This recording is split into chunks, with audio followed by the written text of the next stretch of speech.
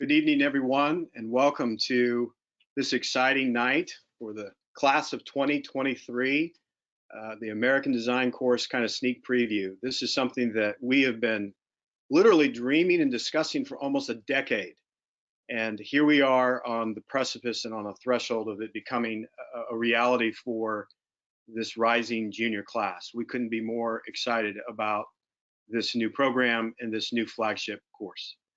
There's two words that come to my mind when I think about this course and this program. The first is intentionality, and the second is futuristic.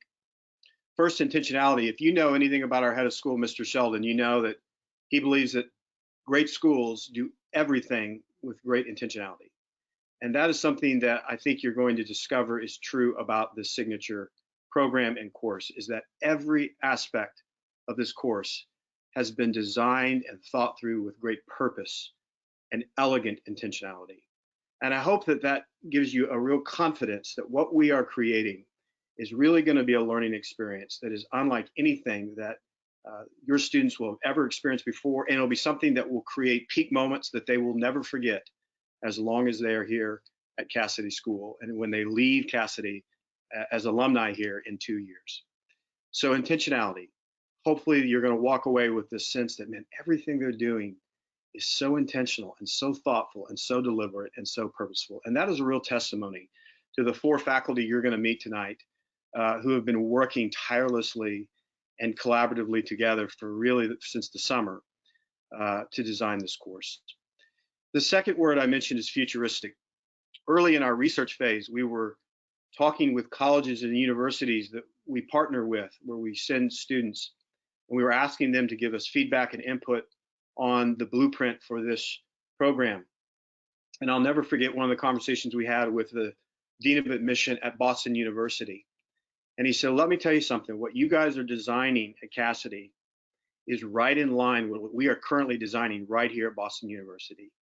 And then he went on to say that the future of learning is interdisciplinary and transdisciplinary. The future of learning is interdisciplinary and transdisciplinary.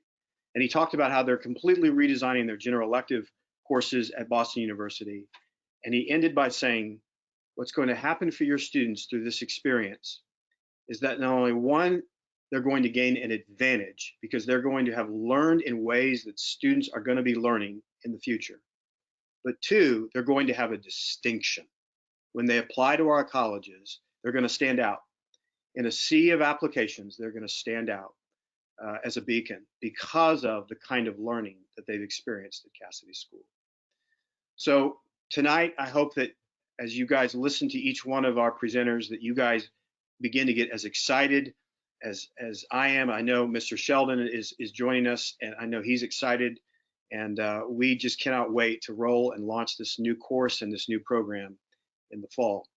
And with that said, I want to invite the American Design teaching team to join. And I'm going to hand things over to Dr. Janet Hubble, who is the director of the Interdisciplinary Studies program. Dr. Hubble. Thanks, Mr. Bottomley. Again, I just want to say thank you for taking the time out tonight to learn a little bit more about this program as a whole. And then more particularly tonight, we're going to focus on the American Design course that your rising juniors will be the first class to have the privilege to experience this class. And we're so excited about it. Before I jump into talking about the program as a whole a little bit, I did want to introduce the American Design teaching team. We have Dr. Will Bishop. He's from the history department. Dr. Emily Wardrop is also from the history department. Miss Whitney Finley is a part of the English department. And then I'm Dr. Janet Hubble. I am also part of the English department. Some of you might know me as a director of college counseling, and I will, as of next year, also be transitioning, into the role of the director of this new program, which you can see up on your screen. We are calling the Design Hub, or the D-Hub program. And I wanted to give you a sense of the program and the things that are part of this program now, just as an overview, because again, your students are the first students that are going to populate these opportunities. And so we wanted to give them a sense of where they'll be next year, and then some an option potentially for their senior year as well.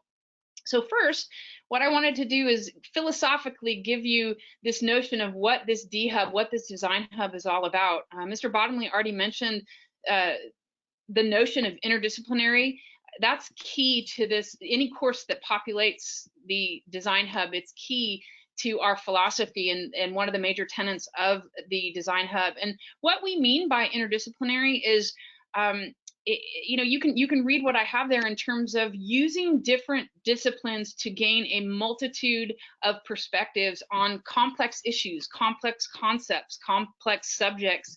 And the notion there is to look at these things through all of these different lenses and using the analytical frameworks that these disciplines offers in order to then come to a deeper, greater understanding, and hopefully kind of produce new knowledge, something that you couldn't just get looking through one lens. And so any class that is underneath the umbrella of the Design Hub will have elements of this interdisciplinary concept.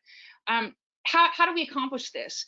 First of all, yes, we look at different disciplines and that sort of thing, but the basis for how we accomplish this is the next one, inquiry-based. There's going to be a lot of questions that are asked, questions that students ask each other and collaborate with each other, questions that we ask the students, questions that the students ask us. And all of this is an opportunity to, as it says, locate varied sources of knowledge, information, perspective, again, in order to kind of have this larger understanding of things that can be really complex. Why do we do this? That's the third I in our eyes. Intrinsically motivated. We believe that if students are involved on this level, if they understand that they are an integral part of this system where they are literally collaborators with the teacher, we believe that they are going to be more intrinsically motivated in the things that they produce, in the ideas that they kick around. We also fully believe that this is another great opportunity for them to lean into our portrait of a graduate and lean into those I statements that are so important to our graduates. The notion of I honor, I learn, I engage, I innovate, I serve, I thrive. We believe this class is just going to be another portal for them to dig into those things in order to, you know, fulfill the kinds of things that we're wanting from the graduates of Cassidy School. So this is philosophically what the program looks like. You can go to the next slide now. So what are the components of this program as it stands now? The first thing, of course, is the flagship course that your 10th graders are going to be enrolled in next year called American Design. We're going to dig into that in a much more practical way in just a few moments here. But this course, all 11th grade students will take it. They'll receive 1 history credit and 1 English credit. My colleagues in a minute will give you more of the particulars of how that's going to look. Other opportunities that are available, we've partnered with OCU. And what's going to be available to students is the potential to be concurrently enrolled with OCU. In other words, there's potential for some students to get 3 to 6 hours of college credit. The way that looks is students in the spring of their junior year, actually before that, but during the spring of their junior year, they would have applied to this concurrent enrollment situation where they meet certain requirements, GPA, tests, and other requirements, and they apply into this. And if they're accepted into this, then they will automatically be enrolled in an OCU course. And if they pass the course, they will have the ability to gain 3 hours of credit. The extra piece in terms of the concurrent enrollment is the students, the juniors that are enrolled in the course, their extra piece is the expectation that they write a proposal for the capstone course of the senior year. And so the expectation would be that they would want to continue in the process. Those students who write that proposal and again are accepted into the capstone course have the ability to earn another 3 hours of credit. And so anywhere from 3 to 6 hours of credit. We'll be obviously much more explicit with that application process, et cetera, as we roll out the course. But currently, this is what is contained underneath the program of the Design Hub. You can go to the next slide now. So we wanted to talk a little bit about our flagship course, which we've deemed American Design. That's what we've titled it. I'm not going to read this whole thing, but this is basically our course description. And we wanted you to get a sense of why we're intentionally using that word design. I'll get to that in a moment. But here's the crux of the course. Everything is designed. The pen in your hand, the window through which you're looking, interstate highways, the postal service, and all of the multitudinous systems that constitute the nation in which we live. The America we live in was designed and still continues to be designed. In American Design, the course, we will take an interdisciplinary approach to looking closely at various systems of design. So you can read the rest of that as I go. In essence, we will topically go through different systems of design. How will we do that? We're going to talk about that in a minute in terms of the skills that will be utilized, both traditional and innovative. The other piece that I wanted to introduce, however, is this concept of design, and this is where this class becomes a little different than some of the classes that students have enrolled in before. And so I want to talk about this concept of design thinking. So you can go to the next slide now. So design thinking is one of the pedagogical approaches that we will use in this class. We will certainly still stay under those 3 I's that I also said: interdisciplinary, inquiry-based, and intrinsically motivated. We will stay with those as a big, broad umbrella. One of the ways that we will foster that kind of thinking is through something called design thinking. Just in summary, design thinking is an empathy-based, human-centered, interdisciplinary approach to understanding and creating solutions for real-world problems. So this is going to be something that is going to help us engage the students in real life situations. Now, I want you to understand that this applies really to anything. Design thinking is actually a concept that was first created and still utilized in the business world in terms of prototyping products for people. It's become something that has become very popular in certain schools, mostly universities, some independent schools as well, for sure. We modeled a lot of what we're doing after the Stanford D School. The great thing about how the Stanford D School presents this model of a D School is it depends on your community as to what your D School will look like. So we took that as some foundational things, and then we have leapt off of that and created what we think a program and a course that really enhances what we already do here at Cassidy, and that gives our students, as Mr. Bottomley noted, the chance to shine even outside of the classroom. So just really briefly, what is design thinking? You can see I hate to call them steps because they're not necessarily sequential, but the concepts of empathize, define, ideate, prototype, and test. I'll give you an example. I am a teacher, so this is the best way that I can learn. When a few of us went to a conference where we learned about design thinking, and the first design challenge that we took on was with a partner that we didn't necessarily really know. We had to redesign their morning routine. That was the problem, redesigning their morning routine. And so the first very important step in that is that empathize. In other words, we had to listen to our partner. We had to ask questions. We had to understand what their morning routine looked like. We had to dig into what was problematic for them, what worked for them, where they wanted improvements, all those kinds of things. So that first empathize button there is so crucial because we need to understand in creating a solution, we need to understand if we're serving the needs of the person who needs the solution. So in essence, from there, we went on to, after we made observations and after we, gathered information, we defined the problem as we saw it.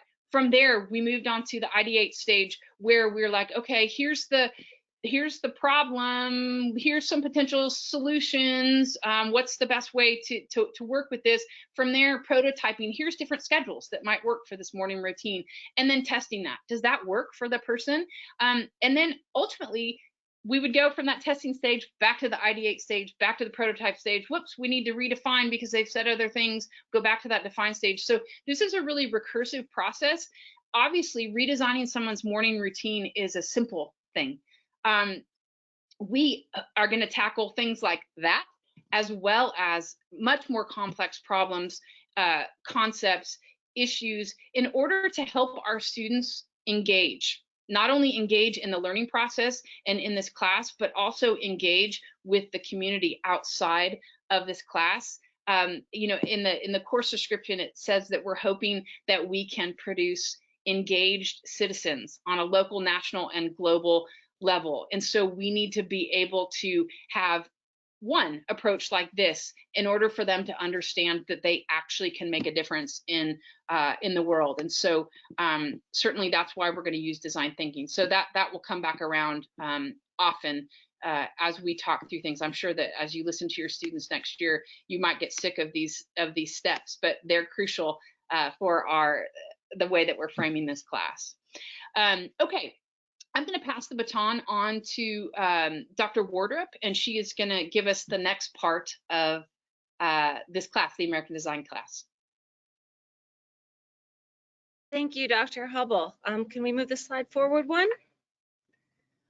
So traditional skills, things that you're used to your students doing, close reading, critical thinking, discussion, textual analysis, analytical writing, things that your students already do in their English and history classes are going to remain really at the forefront of our pedagogy.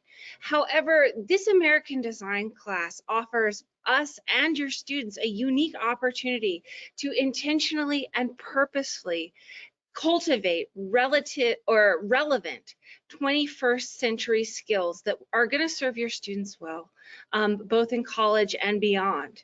These skills, you know, the core skills being empathy, design, things like project management, community engagement, are going to allow your students to more fully live into Cassidy's portrait of a graduate. And to accomplish these things, we're going to rely on many different types of sources that will represent and seek to represent a variety of viewpoints. I mean, that's at the core of interdisciplinary. We're going to be using things like novels and plays, poetry, short stories, essays, podcasts, documentaries, websites, from people who are all attempting to wrestle with these issues, either historically or contemporary. And because this is a class where for both English and history credit, it's safe to assume that students will be doing plenty of writing, from things like close textual analysis, paragraphs and essays, to synthesis essays, to letters and emails and proposals and interview questions, podcast scripts, nonfiction narratives, lecture notes, even poetry. Your students will be doing an awful lot of writing. I think that one of the major skills and one of the major benefits that we can give to Cassidy students is to prepare them and make them good readers, writers, and thinkers when they go on to the next level. I recently got an email from a student who, you know, attends WashU in St. Louis, and she wrote back and she talked about how in all of her, she gets so many compliments on her writing, and that was a testament to the work that she had done here with her English and her history classes. And to have students go in and not be daunted by the ideas of writing analytical essays or 5-page papers is one of the best gifts that I think that we can give our students. Also at the core of this class is going to be presentation.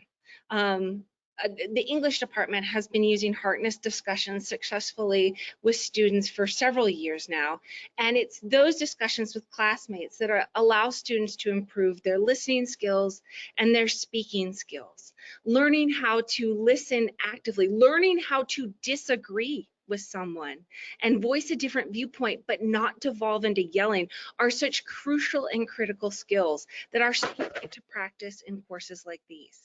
And while most students have some experience presenting in front of an audience by the time they get to junior year, this class is going to give students ample opportunity to improve their presentation skills. I know it wasn't until I went to graduate school that I had anyone videotape me presenting for the first time. And boy, what an eye-opening experience that was. And so we plan to use a variety of presentations, in-class videos, slides to get our students comfortable in speaking and talking about the work that they do. Students are also going to have the opportunity in this class to hone their communication skills through experiences such as interviewing adults in the greater Oklahoma City community and making connections that can serve them well, you know, in thinking about internships or college recommendation letters or, you know, opportunities outside of Cassidy.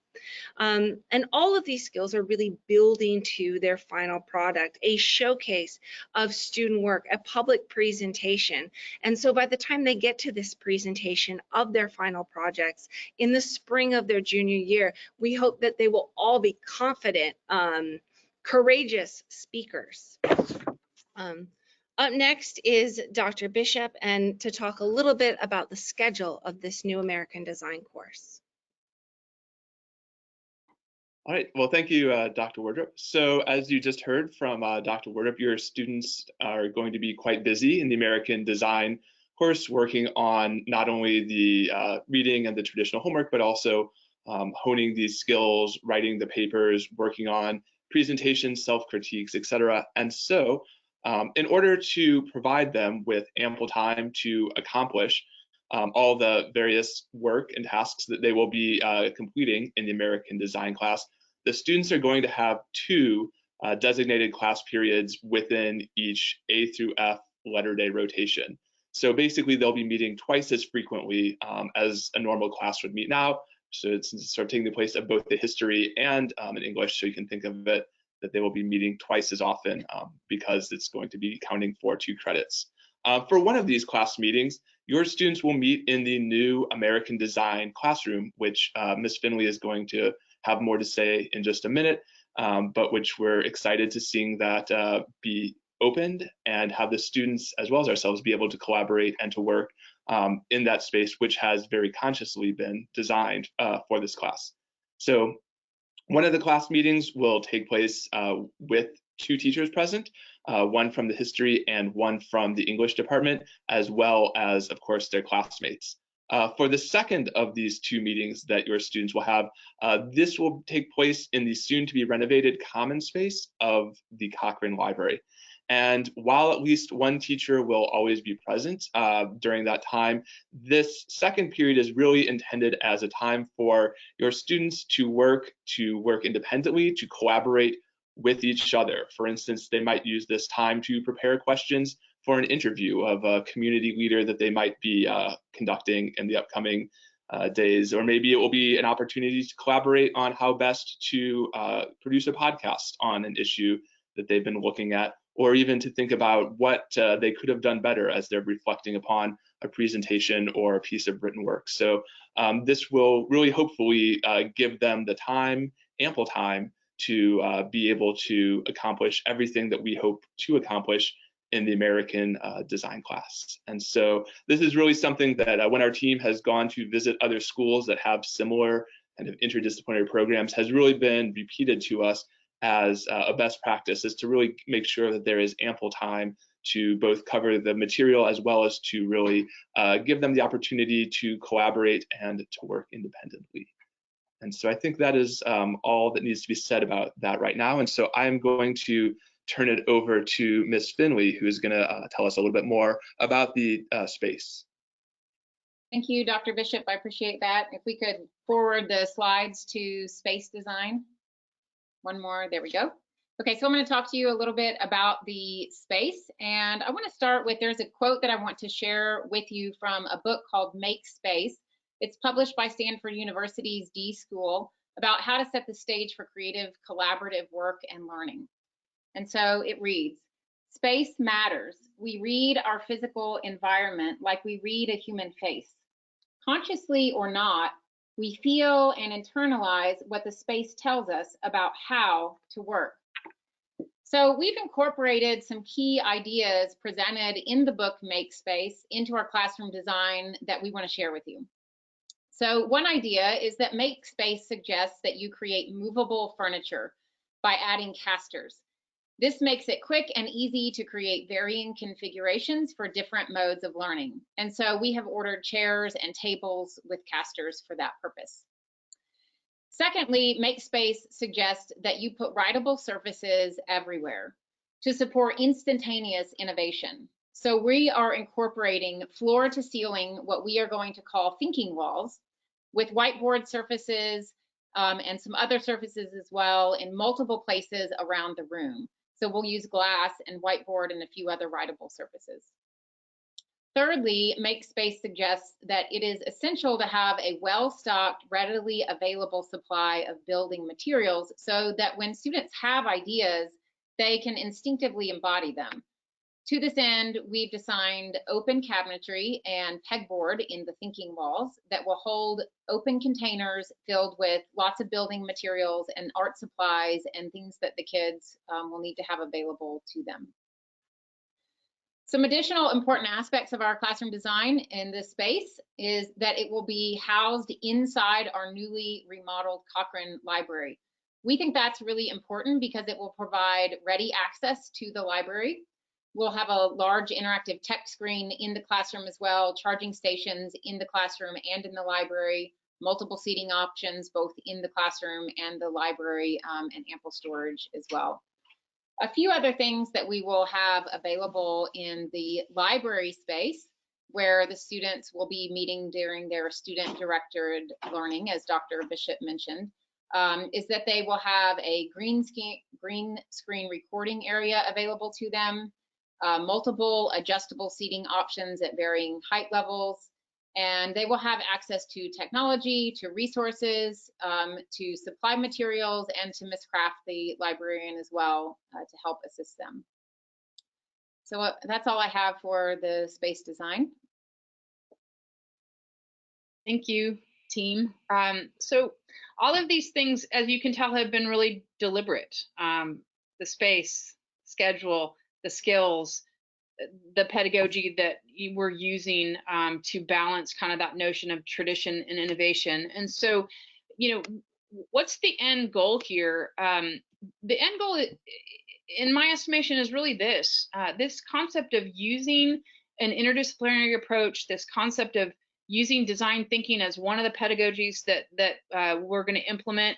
It's really all in an effort to help our students what is often called, and again, this is not necessarily in educational realms, but even more in the business world, but we're really trying to create T-shaped thinkers, T-shaped students. And what do I mean by that? You know, a lot of our students, I think, identify themselves with a particular discipline. I'm better in science, I'm better in math, I'm better in the arts, and we, or you know, or English, history, whatever it might be. We appreciate and applaud these kind of deep vertical skill sets that the students will bring to the class.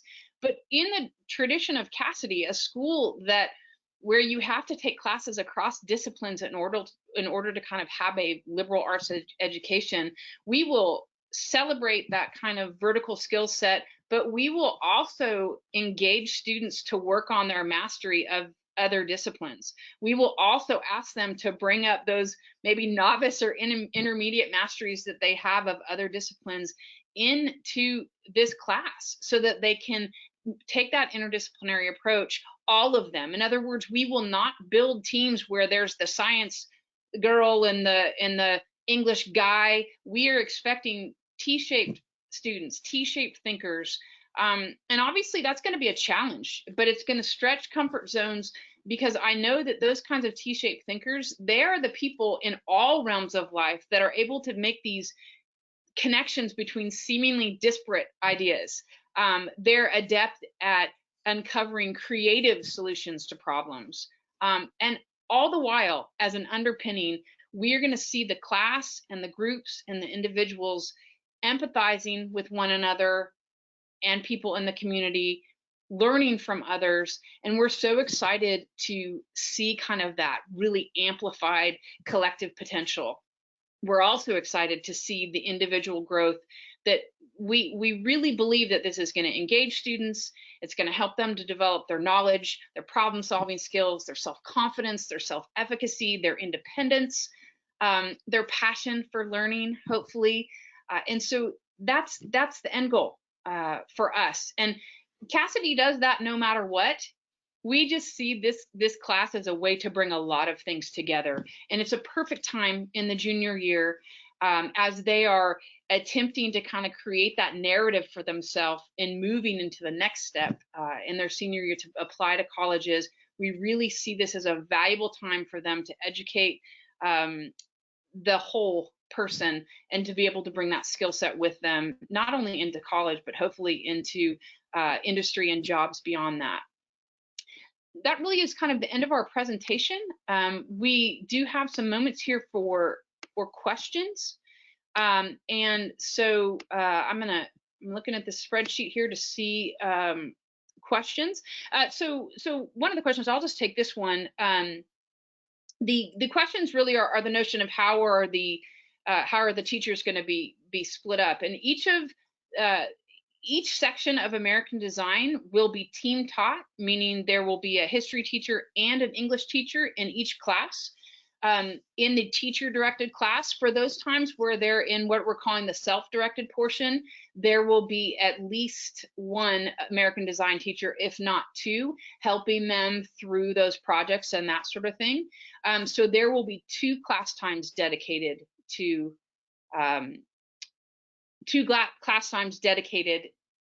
basically to this class. And the clarifying question there. There will not be 2 classes worth of kids. There will be 6 sections of American Design, so approximately 14 kids in each section. If anybody else has questions, you can feel free to submit those. We'll wait a few moments for that, and if there are no other questions, then I'll let you know, and that will be that.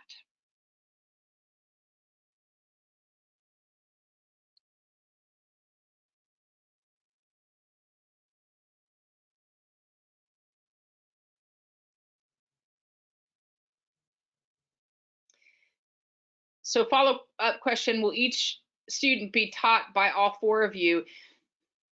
In essence, yes. There will be 2 teachers of record for each section, so they will do the main teaching. However, in the student-directed portion of time, all 6 sections will be doing the same thing. So in that student-directed time, your student might be with the teachers of the other sections for help.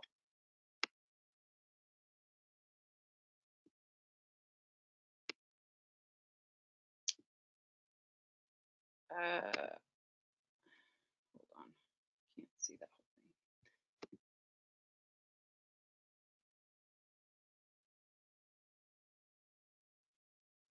Okay, so there's a question about how this class changes the goal of the humanities and history classes as they are taught now.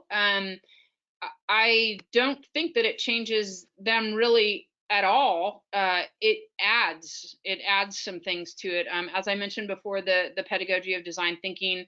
As I mentioned before, the concept of it's not just history and English, it is an interdisciplinary approach, which means that we will also, as teachers, be flexing our T-shaped, skills, because whatever questions are posed, whatever complex issues we're tackling, we will need to evaluate what do we need to know more about this.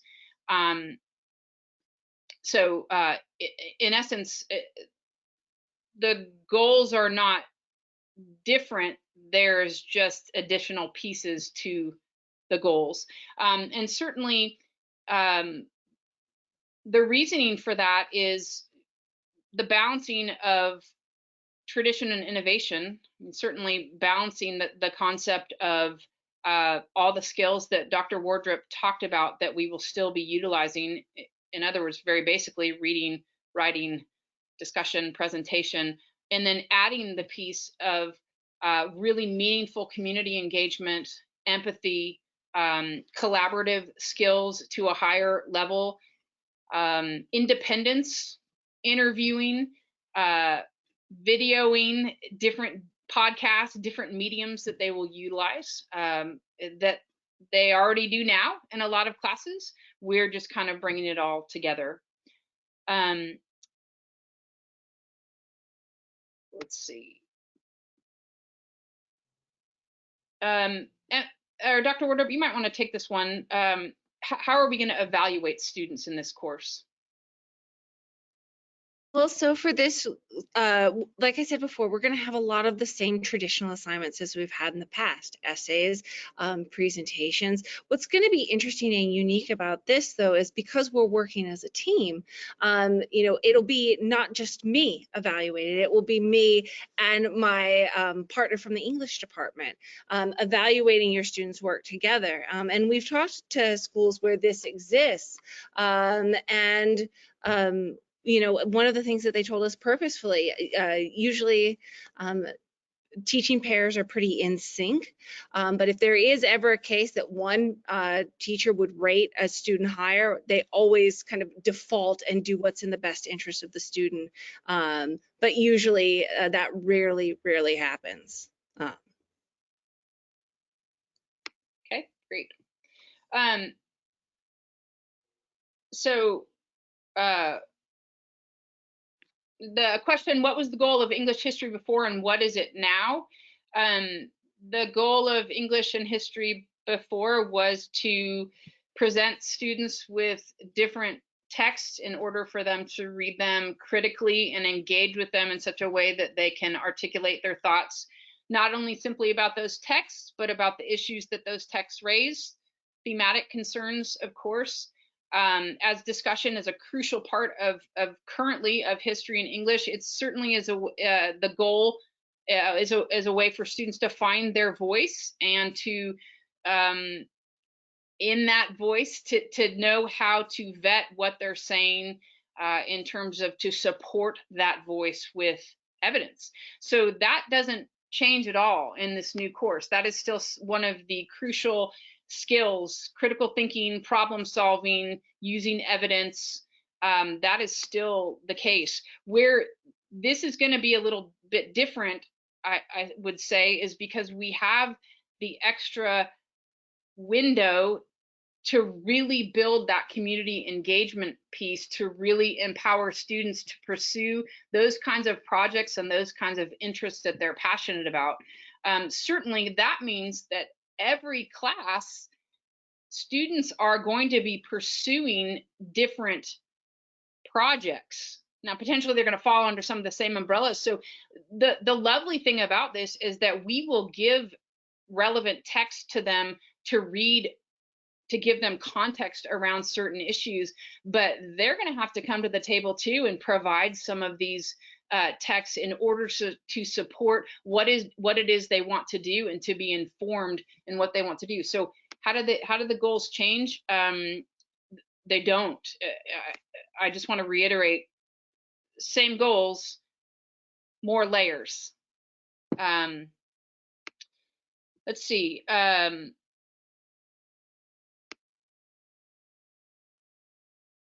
Dr. Hubble, I might want to add something to that for a moment. One of the things I have noticed for the many years I've been here teaching English is we often have some really wonderful, meaningful discussions for 6 years now in the form of Harkness discussions, where students really dig into text and are informed by the text regarding various societal concerns or problems, and just listening to the conversations that they're having as they're becoming aware and that they're learning and that they're growing in their empathy and their compassion and their care. It's a beautiful thing to watch. One of the things that's difficult for me as a teacher to listen to is when they get to sort of the end of the conversations and they say, so what can we do about it? And it sort of seems to die there, and then we move on to the next unit and the next text.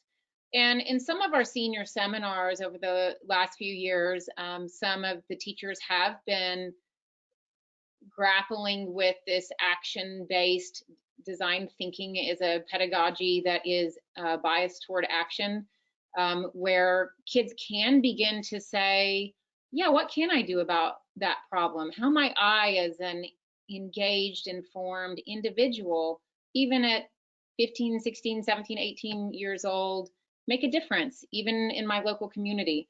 And so I think for certainly one of the goals of this class and using the design thinking pedagogy is so that kids can do that. As they become passionate about things, as they become interested in our local community and national community and global community, that they can see the power that they have as individuals to connect, to care, to make a difference, and that they have not only the time to do that, but in a very organized, intentionally planned way with teacher supervision, really engage in that work of connecting and making a difference. And that's one of the things that I'm really excited about as an English teacher, is to see us move, into that realm, which, as Dr. Hubble mentioned, is an added layer, an added something that I think students have really been wanting, and we're really excited to be able to offer. Yeah, so there's a few questions that have come in, in terms of specifics on grading, in terms of how much of their grade is based on individual effort as opposed to group effort. I don't have percentages on that, but no more or less than what they have in their history or English classes now. We have group projects, and of course we have individual assignments. Even within the collaborative projects that students might engage in, there will be benchmarks for each student. So if the notion here is that, oh man, if they're doing group work, somebody's going to carry the group, and let me assure you that individuals will be graded based on their effort in the collaboration. So I'm not sure if that answers your question, but certainly it's not radically different at all from what we do now in English and history. Another question would be, how will, I'm sorry, I'm an English teacher and I can't read right now. How will the grade of this combined class be weighed with the other courses? I'm not sure what that last part means with the other courses. This class will be treated like junior English and an AP history were treated before. It's an accelerated course, and will be weighted accordingly. Because it is a 2-credit course, the grade that you get, obviously, will show up 2 times on the transcript. Technically, what it will look like, and this is for a lot of really just practical reasons, on the transcript, it will say English, and it will say American Design English, American Design History, and then that grade will be noted twice because it is a 2-credit course, so obviously it needs to be counted twice. Let's see.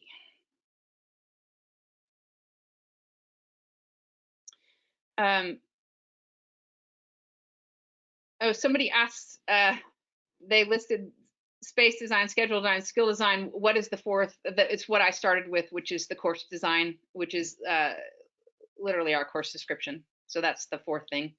I believe that's what you're talking about. Let's see.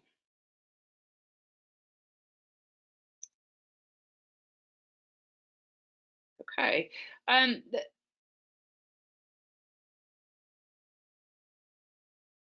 I mean, I feel like we've covered everything else. I'll give you again another minute to add anything else in, since we have a few minutes left, if you feel like there's any other questions you have.